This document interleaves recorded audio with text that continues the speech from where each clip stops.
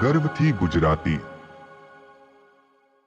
Shekhar job કરતો હતો અને રોજ એને ટ્રેનની મુસાફરી કરી નોકરી પહોંચવું પડતું।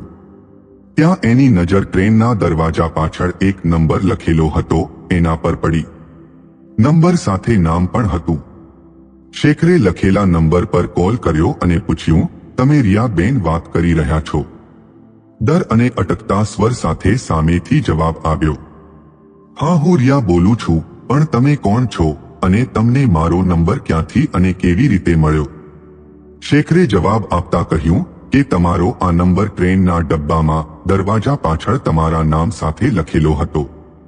કદાચ તમારો કોઈ ફ્રેન્ડ કે પછી કોઈ દુશ્મન હોઈ શકે જે તમને સારી રીતે ઓળખતું હોય, જે તમને હેરાન કે બદનામ કરવા માંગતું હોય, એ જ આવી હરકત કરી શકે।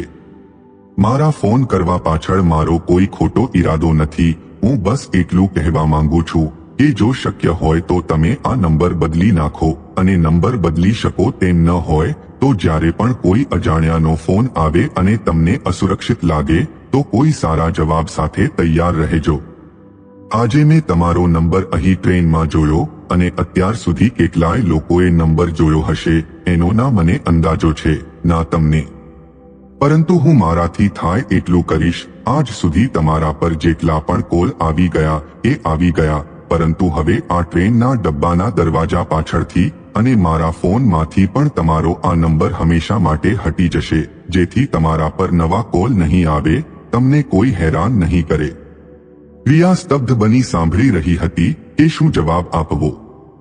શેખર બોલ્યો, આજના સમયમાં બહેન દીકરીઓ માટે ઘરની બહાર નીકળવું પણ ઘણું અસુરક્ષિત બની ચૂક્યું છે। એક ભાઈ તરીકે, એક સારા નાગરિક તરીકે હું મારી ફરજ નિભાવી રહ્યો છું। છેલ્લે એટલું કહીશ કે શક્ય હોય તો નંબર બદલી નાખો, જેથી તમે હેરાન ન થા। હવે હું ફોન મૂકું છું અને નંબર પણ ડિલીટ કરું છું, તમારું ધ્યાન રાખજો। રિયા બોલી, હું તમારો કેવી રીતે આભાર માનું એ કહી નથી શકતી।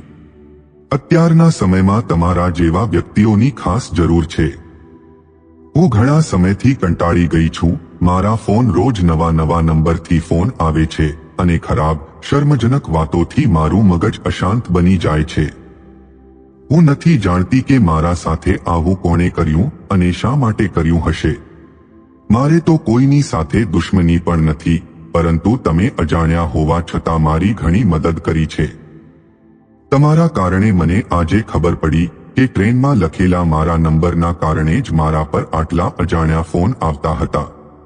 રિયાએ કહ્યું કે હું નંબર બદલી નાખીશ, જેથી આ નવા નંબરના ફોનથી અને શર્મજનક વાતોથી મને છુટકારો મળે। શેખર ભાઈ, તમે જે પણ કર્યું એના માટે હું ઘણી આભારી છું। એ દિવસથી શેખરને એક નવી દિશા મળી અને તે સાર્વજનિક સ્થળો પર, બસ સ્ટેશન પર, મૂત્રડીમાં કે કોઈ પણ જગ્યાએ કોઈ છોકરીના નામ સાથે નંબર દેખાય તો એને ભૂસી નાખતો, જેથી રિયા જેવી તકલીફમાં કોઈ અન્ય બહેન દીકરી ન ફસાય। શેખરના જેવા વિચારો દરેક વ્યક્તિમાં આવી જાય તો મહિલાઓની સુરક્ષામાં એક પગલું ભર્યું ગણાય।